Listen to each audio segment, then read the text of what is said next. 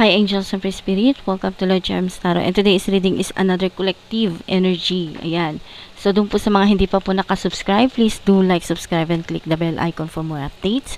At doon po sa mga nakasubscribe na, thank you po, at maraming salamat din po sa mga nagpapa-personal reading, private reading, kahit na anong ritual yan, yung mga nagpagawa po ng aura, spell, maraming salamat po sa inyo. Ayan. So yung question po natin ngayon, paano mo nako-confuse yung mga tao nasa ngayon, yung mga tao sa ngayon, yung mga taong nasa paligid mo, yung mga taong nakakakilala sa'yo, yung mga taong alam, kilala ka nila, kilala mo sila, ayan, paano mo sila ma-confuse? Kasi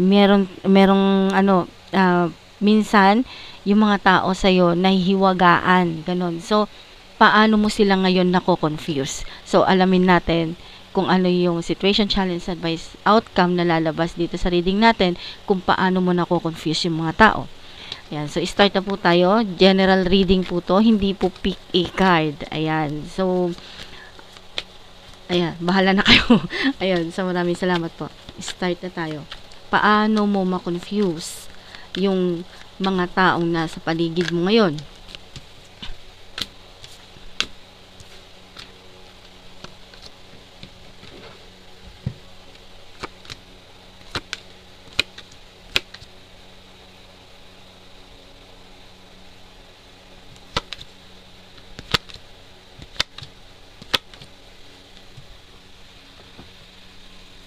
Ayan, so ito po yung situation, challenge, advice, and outcome. Paano mo ma-confuse yung mga tao sa paligid mo ngayon? So, ito, yung mga nakakakilala sa'yo, hindi alam yung buong pagkatao mo, at kilala mo sila, at kilala ka rin naman nila, pero doon lang sa nakikita nila sa'yo. Kumbaga, kung ano lang yung aura na nakikita nila sa'yo, yun lang yung nakikita nila. So, hindi nila alam behind the scene kung ano ka talaga. So, ito, kung paano mo sila ma-confuse. Nakikita nila sa'yo, masaya ka, minsan malungkot, minsan overthinking, minsan paranoid, yun ang nakikita nila sa'yo, ganon. May times na masaya ka, may times na malungkot ka, may times na paranoid ka, yung depressed, ganyan. So, nakikita naman nila, kumbaga, kahit nasa malayo ka pa, alam mo, yung antingin talaga nila sa'yo, masaya ka, pero behind the scene, hindi yun ang totoo. Kumbaga, maskara lang yung pinapakita mo. Hindi ikaw talaga yon. Kumbaga, hindi ko sinabing gumamit ka ng filter or what, or app na application or whatsoever dyan. Hindi yun ang ibig kong sabihin.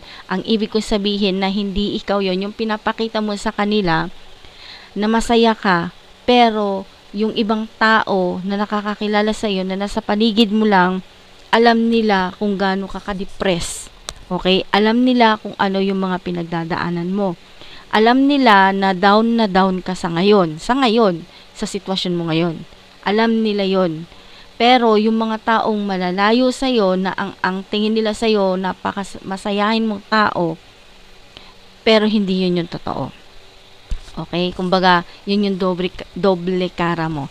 Ayan, sa challenges, sa nakikita ko, behind the scene, kumbaga, ito yung reality sa buhay mo ngayon. Depressed. Meron kang anxiety, meron kang trauma, meron kang kaya ka nag-overthink dahil may mga bagay sa buhay mo na kinakatakutan mo. Okay? Pero nakikita nila sa'yo, alam nila yung pinagdadaanan mo. Kumbaga, meron kang someone sa past mo, kahit recently lang nag-break kayo, recently lang na niloko ka niya, recently lang na iniwanan ka niya, pero marami kang naitulong sa kanya. Kumbaga, halos binigay mo na sa kanya nung time na kailangan niya tulong mo, nung time na walang-wala sila, nung time na hindi sila ganun wealthy sa buhay nila, yung times na down siya, ikaw yung nandiyan para sa kanya, para suportahan siya, para ibigay yung mga kailangan niya, ikaw yung nandiyan. So, alam nyo na kung sino kayo. Vice versa to, feminine o masculine, vice versa. Ayan.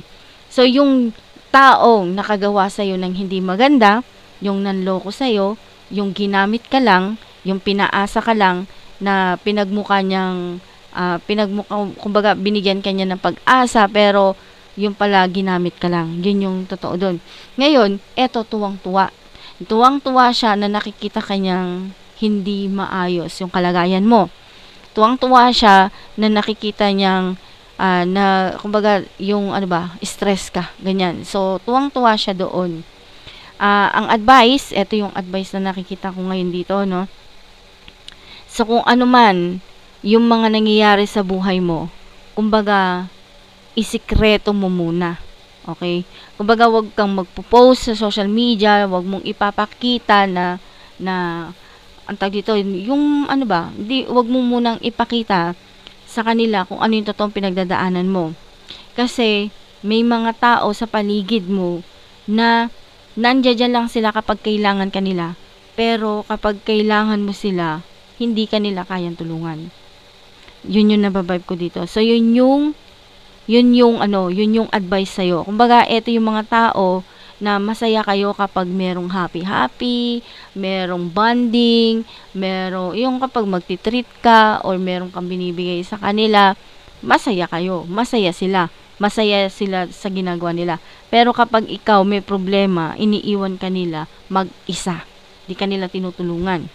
Lalo na, especially financially, kumbaga sa financially support, hindi ka nila kayang tulungan. Pero, nung time na sila yung nangangailangan, bigay ka ng bigay sa kanila na halos yun na yung ipon mo, halos na galing na yun sa bulsa mo, pero nabibigay mo pa sa kanila. Kumbaga yun na yung last na laman ng pera, ng wallet mo, ng bulsa mo, binibigay mo pa sa kanya. Pero pag ikaw yung nangailangan, wala siyang maibalik sa'yo. Wala siyang maitulong sa'yo. Kumbaga, nandiyan lang siya para suportahan ka sa pagiging, yung sa mga kapritsyohan mo. Ganyan. Kunyari, banding kayo, inom kayo dito, kain kayo dito, gala kayo dito, shopping kayo dito, punta kayo dito, ganon. So, yun yung mga nababibe ko. Nandiyan siya. Pero, pag ikaw na ang nangailangan, wala siyang maitulong sa'yo. Wala siyang maibigay sa'yo. Yun yung nababibe ko dito. At take note, may na pa ako nakikita dito na kapag nasa kalagitnaan ka na ng kagipitan, pag alam nilang wala ka na, iniiwan ka na nila. So, kung ikaw, nako-confuse ka bakit ganun ang ginagawa nila sa'yo. Kasi, yun yung ugali nila. Yun yung totoong pagkatao nila. Ngayon, confused sila. May part ako dito na nababibe na nagiging confused sila kung saan nanggagaling yung malapacity mong energy, na kahit na ang dami mong pinagdadaanan, nakikita pa rin nila na masaya ka. Some of you. Yun yung nababibe ko dito. At saka, nakikita nila, nako-confuse sila na parang ang tingin nila sa'yo ngayon, napakaswerte mong tao. Para sa kanila, napakaswerte mo. Sila unlucky, ikaw yung lucky. Gets mo ibig sabihin? So, doon, confused sila. Ngayon, tingnan natin yung ibang... Ay! Wait. Ayan, so nahulog yung camera. Ayan, so, tingnan natin yung ibang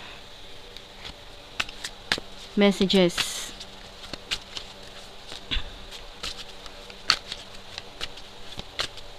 Paano mo ma-confuse yung ibang tao sa paligid mo? So, may nagagalit sa'yo, no? May galit na galit. Alam mo yun? May nai-stress. Ayan. Merong nag-aantay sa pagbagsak mo. May nag-aantay na alam mo yung sila stress na nakikita nila na nakikitang relax ka. Na-stress sila sa mga nakikita nila sa'yo na parang napakadami mong pera, napakaswerte mo sa negosyo, napakaswerte mo sa trabaho kasi may promotion ako nakikita dito. Baga, tingin nila sa'yo na sa top of the world ka. Yan yung nakikita nila. Kaya sila nako-confuse. Paano mo nagawa yun? Alam mo yun? Kumbaga, ikaw naman natauhan ka na. Gusto mo nang tanggalin yung mga taong toxic sa buhay mo para umangat ka sa buhay. So, yun yung advice. Ngayon, sa nakikita ko dito, dating minahal mo ito. So, lalaki, yung tinutukoy niya ngayon, ano, may nakikita ko dito na lalaki, na galit, kapag nakikita niyang, tag dito, masaya ka. Merong tao sa paligid mo, nakilala mo, na naging karelasyon mo, na merong interest sa'yo, na nagsiselos, gustong sirain yung relationship mo sa ibang tao. So, hindi ko alam kung seryosong relasyon ba, o romance na relationship to, o friendship lang ba, or something. Basta nakababibe ko dito, may nagsiselos, may nagagalit, basta mga ganon. Ayan. So, meron akong nakikita dito na yung isa napaka-selfish. Yung isa naman wala lang kaso sa kanya yung pera. Baga wala siyang pakialam sa pera. Basta marami siyang pera, ginagastos niya, binibigay niya doon sa mga taong yung kaya niyang tulungan. So, yun yung nakikita ko dito. Nako-confuse sila, bakit ikaw kaya mong gawin yun? Pero sila, hindi.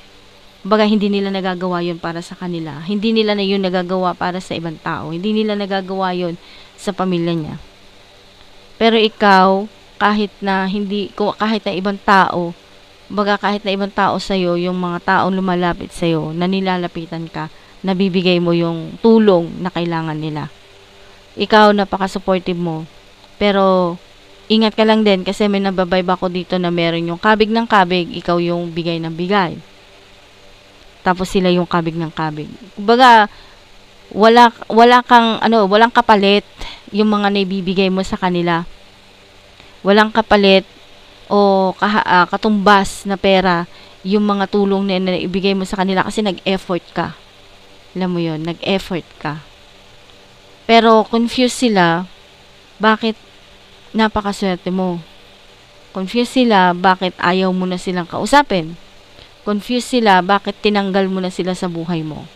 Confused sila, kasi ikaw, mapagmahal kang tao, kumbaga, inosente yung pag-iisip mo. Meron ka rin namang ugali na kamalditahan o kamaldituhan, pero napakabusilak ng puso mo sa totoong buhay. Behind the scene, napakabusilak ng puso mo. Mabait ka, mapagmahal ka, maasikaso ka, maalaga ka. Kumbaga, lahat binigay mo na sa kanya hanggat kaya mong ibigay.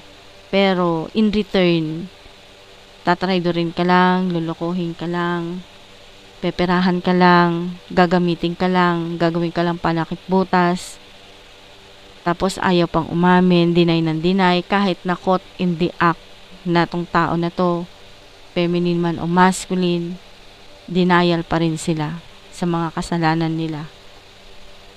So, ang advice dito, nagsisend sa iyo ang universe ng clarity para alam mo kung saan ka lulugar. Binibigyan ka niya ng sign para matauhan ka. Alam ko na hindi mo kayang kontrolin yung damdamin mo kasi umiiral din yung puso at saka yung isip. Ang kaso, ang universe, sinisendan ka ng sign, ng messages para imulat yung mata mo sa mga bagay na hindi mo nakikita. Confused ka, confused din sila. Kasi ikaw, confused ka sa mga nangyayari, hinahanapan mo ng kasagutan yung mga tanong sa isip mo. Pero sila nako-confuse sa mga nakikita sa'yo. Yun lang po. Maraming salamat. Ayan, see you in next vlog. And so po, don't forget to like, subscribe, and click the bell icon for more tips. Thank you for watching. See you in next vlog. Thank you and bye-bye.